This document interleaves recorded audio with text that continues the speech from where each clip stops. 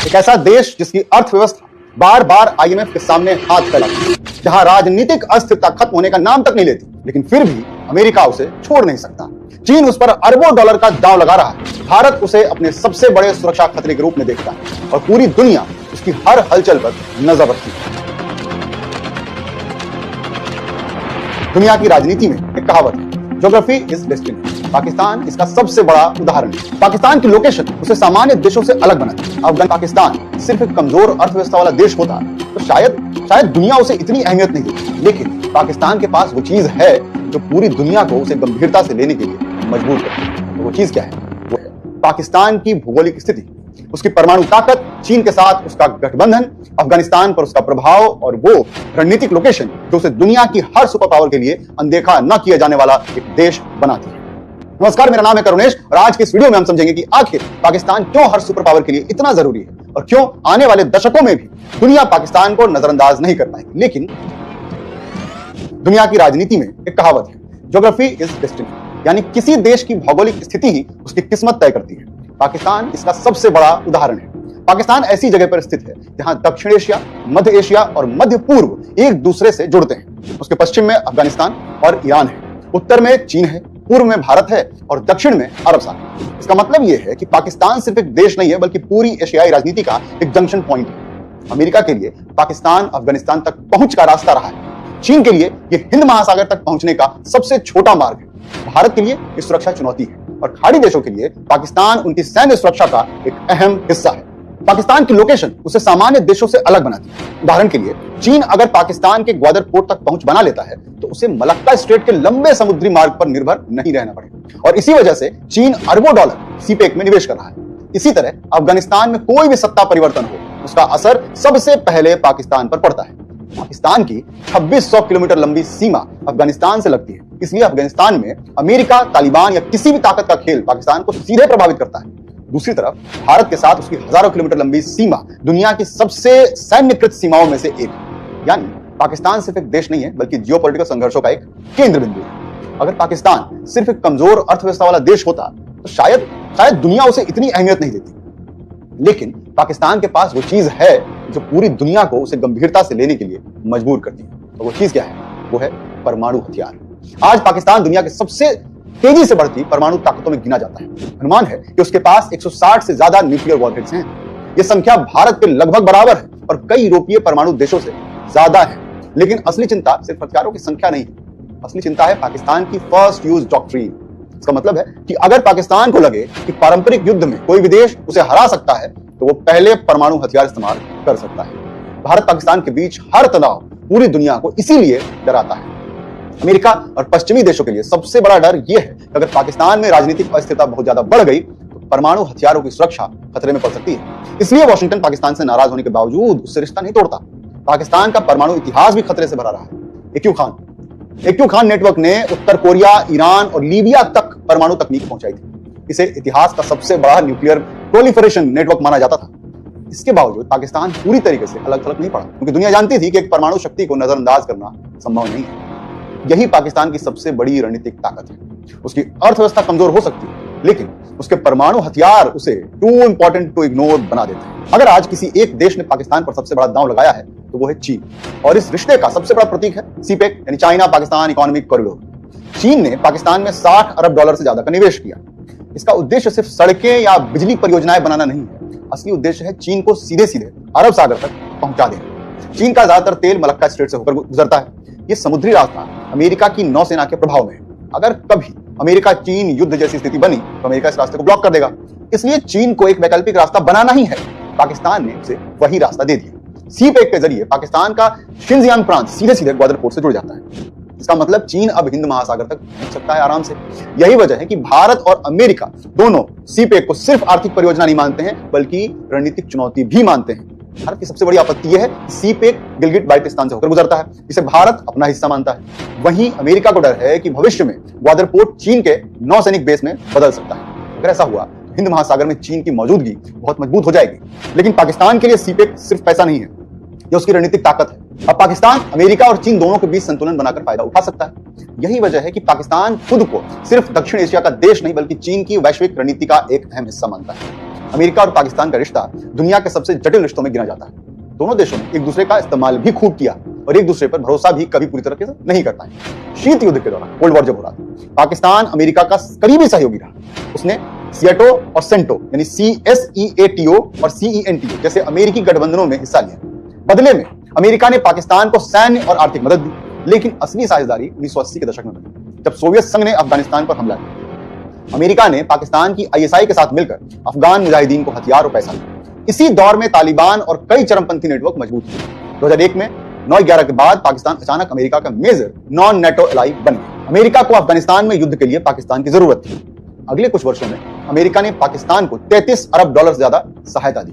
इसी दौरान अमेरिका को यह भी महसूस हुआ कि पाकिस्तान एक तरफ अमेरिका से पैसा ले रहा है और दूसरी तरफ तालिबान को पूरी तरह खत्म भी नहीं कर रहा है। 2011 में जब उसामा बिन लादेन पाकिस्तान के एबटाबाद में मिला तो अमेरिका और पाकिस्तान के रिश्ते सबसे निचले स्तर पर पहुंच गए। उसके बाद अमेरिका पाकिस्तान से रिश्ता खत्म नहीं कर पाया। कारण साफ था, परमाणु हथियार, अफगानिस्तान और चीन। अमेरिका जानता है कि अगर पाकिस्तान पूरी तरह चीन के प्रभाव में चला गया तो दक्षिण एशिया में शक्ति संतुलन बदल जाएगा। यानी यह रिश्ता भरोसे पर नहीं, मजबूरी पर भी टिका हुआ है। अगर पाकिस्तान की राष्ट्रीय पहचान को किसी एक चीज ने सबसे ज्यादा प्रभावित किया है तो वो है भारत। 1947 का विभाजन सिर्फ राजनीतिक घटना नहीं थी, बल्कि एक ऐसा जख्म था जिसने दोनों देशों की राजनीति को हमेशा के लिए बदल दिया। पाकिस्तान की सेना और सुरक्षा नीति का बड़ा हिस्सा भारतीय खतरे के इर्द गिर्द बना है। यही कारण है कि पाकिस्तान ने अपनी कमजोर अर्थव्यवस्था के बावजूद भारी सैन्य खर्च बनाए रखा है। भारत और पाकिस्तान 4 युद्ध लड़ चुके हैं, 1947, 1965, 1971 और 1999 का कारगिल युद्ध। इसके अलावा कश्मीर को लेकर के लगातार तनाव बना रहता है। पाकिस्तान ने वर्षों तक कश्मीर में प्रॉक्सी वॉर की रणनीति अपनाई। लश्कर ए तैयबा, जैश ए मोहम्मद जैसे संगठनों के जरिए भारत पर दबाव बनाने की कोशिश की गई, लेकिन समय के साथ भारत और पाकिस्तान के बीच शक्ति संतुलन तेजी से बदल गया। आज भारत की अर्थव्यवस्था पाकिस्तान से कई गुना बड़ी है। भारत की सैन्य क्षमता भी कहीं ज्यादा मजबूत है और यही वजह है कि पाकिस्तान अपनी सुरक्षा के लिए परमाणु हथियारों पर ज्यादा निर्भर हो गया। भारत के लिए पाकिस्तान सिर्फ आतंकवाद का स्रोत ही नहीं है, बल्कि चीन पाकिस्तान गठबंधन का हिस्सा भी है। भारत को डर है कि चीन सीपे को ग्वादर के जरिए उसे रणनीतिक रूप से घेरने की कोशिश कर रहा है। इसलिए भारत की इंडो पैसिफिक रणनीति में पाकिस्तान अप्रत्यक्ष रूप से हमेशा मौजूद रहता है। यानी भारत पाकिस्तान दुश्मनी सिर्फ 2 देशों की लड़ाई नहीं है, बल्कि पूरे एशियाई शक्ति संतुलन का एक हिस्सा बन चुका है। दुनिया का शायद ही कोई दूसरा देश होगा जो एक साथ अमेरिका, चीन, रूस, भारत, सऊदी अरब और इस्लामिक दुनिया सभी की रणनीति में इतना महत्वपूर्ण होगा। अमेरिका पाकिस्तान को परमाणु सुरक्षा, आतंकवाद और चीन के संदर्भ में देखता है। चीन पाकिस्तान को अपने बेल्ट एंड रोड इनिशिएटिव का सबसे महत्वपूर्ण केंद्र मानता है। भारत पाकिस्तान को अपनी राष्ट्रीय सुरक्षा के सबसे बड़े खतरे में गिनता है। रूस पाकिस्तान के जरिए दक्षिण एशिया और मध्य एशिया में अपना प्रभाव बढ़ाना चाहता है। सऊदी अरब पाकिस्तान को इस्लामिक दुनिया की परमाणु ताकत के रूप में देखता है और मुस्लिम दुनिया पाकिस्तान का महत्व इसलिए भी ज्यादा है क्योंकि वह दुनिया का एकमात्र परमाणु हथियार संपन्न मुस्लिम बहुल देश है। यही कारण है कि पाकिस्तान की आर्थिक कमजोरी के बावजूद उसकी रणनीतिक कीमत बहुत ज्यादा है। दुनिया की हर बड़ी शक्ति किसी न किसी कारण से पाकिस्तान के साथ रिश्ता बनाए रखना चाहती है, लेकिन पाकिस्तान की खासियत यह भी है कि उसने हमेशा इन ताकतों को एक दूसरे के खिलाफ बैलेंस करने की कोशिश की है। कभी अमेरिका से मदद ली, कभी चीन से निवेश लिया, कभी सऊदी अरब से आर्थिक सहयोग लिया। यानी पाकिस्तान सिर्फ सुपर पावर का मोहरा तक नहीं है, कई बार वो खुद भी इस खेल को अपने तरीके से खेलता रहता है। पाकिस्तान ने दशकों तक अफगानिस्तान को रणनीतिक गहराई यानी कि स्ट्रेटेजिक डेप्थ के रूप में देखा है। उसका मानना था कि अगर अफगानिस्तान में भारत समर्थक सरकार हुई तो पाकिस्तान 2 तरफ से घिर जाएगा। इसलिए उसने तालिबान को समर्थन दिया। 1990 के दशक में पाकिस्तान की ISI ने तालिबान को मजबूत करने में अहम भूमिका निभाई। शुरुआत में पाकिस्तान को लगा कि वो अफगानिस्तान में अपने प्रभाव वाली सरकार बना रहा है, लेकिन धीरे धीरे यही रणनीति उसके लिए सबसे बड़ा खतरा बन गई। तालिबान के साथ साथ पाकिस्तान में तहरीक तालिबान पाकिस्तान यानी कि TTP भी मजबूत हो गया। इस संगठन ने पाकिस्तान के अंदर हजारों हमले किए।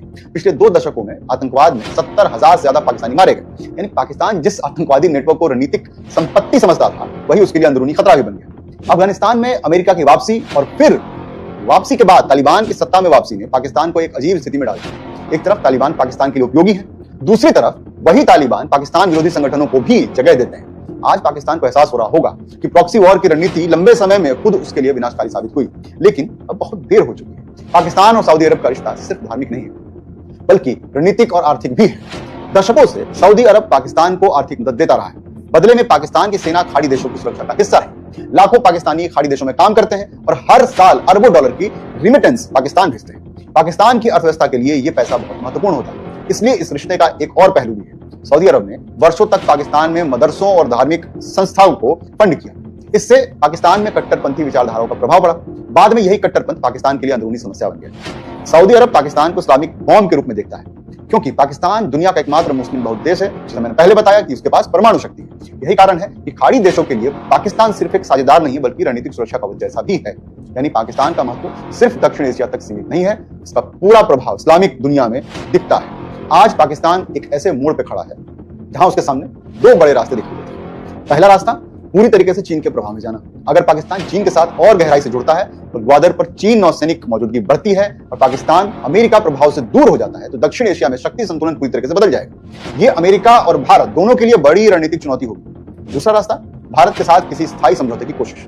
अगर दोनों देशों के बीच व्यापार बढ़े, सीमा तनाव कम हो और कश्मीर को लेकर हिंसा घटे तो दक्षिण एशिया की पूरी अर्थव्यवस्था बदल सकती है, जो कि देखने में नहीं लगता कैसा संभव है। पाकिस्तान अपनी ऊर्जा सैन्य प्रतिस्पर्धा के बजाय शिक्षा, उद्योग और इंफ्रास्ट्रक्चर पर खर्च कर सकता है, लेकिन यह रास्ता आसान नहीं है क्योंकि पाकिस्तान की राजनीति और सेना लंबे समय से भारतीय खतरे के इर्द गिर्द ही बनी हुई है। अगर भारत के साथ तनाव कम हो गया तो पाकिस्तान की सैन्य संरचना और उसकी राजनीतिक भूमिका पर भी असर पड़ेगा। इसीलिए जो विशेषज्ञ ये मानते हैं कि निकट भविष्य में पाकिस्तान पूरी तरीके से किसी एक दिशा में नहीं जाएगा। वो अमेरिका, चीन, खाड़ी के देश और अपनी क्षेत्रीय राजनीति के बीच संतुलन बनाकर चलने की कोशिश करता रहेगा। पाकिस्तान विरोधाभासों का देश है, आर्थिक रूप से कमजोर लेकिन रणनीतिक रूप से बेहद शक्तिशाली है, राजनीतिक रूप से अस्थिर है लेकिन वैश्विक राजनीति में केंद्र में है। उसकी सबसे बड़ी ताकत उसकी लोकेशन है। उसके परमाणु हथियार उसे अनदेखा करना संभव बनाते हैं। चीन के लिए वो हिंद महासागर का रास्ता है, अमेरिका के लिए परमाणु सुरक्षा और आतंकवाद से जुड़ा सवाल है, भारत के लिए सुरक्षा की चुनौती है और इस्लामिक देश के लिए प्रतीक है। और यही कारण है कि पाकिस्तान बार बार संकटों में फंसने के बावजूद वैश्विक राजनीति में महत्वपूर्ण बना रहता है। असल में पाकिस्तान की सबसे बड़ी ताकत उसकी इंडिस्पेंसिबिलिटी है, यानी दुनिया उसे छोड़ नहीं सकती, लेकिन यही उसकी सबसे बड़ी कमजोरी भी है क्योंकि जब कोई देश टू इंपॉर्टेंट टू फेल बन जाता है तो कई बार वो अपनी गलतियों की पूरी कीमत कभी नहीं चुकाता। और शायद यही वजह है कि पाकिस्तान आने वाले दशकों में भी दुनिया की हर सुपर पावर की रणनीति का हिस्सा बना रहेगा, क्योंकि इस जियोपॉलिटिकल शतरंज में पाकिस्तान ऐसा खिलाड़ी है जिसे कोई भी नजरअंदाज नहीं कर सकता।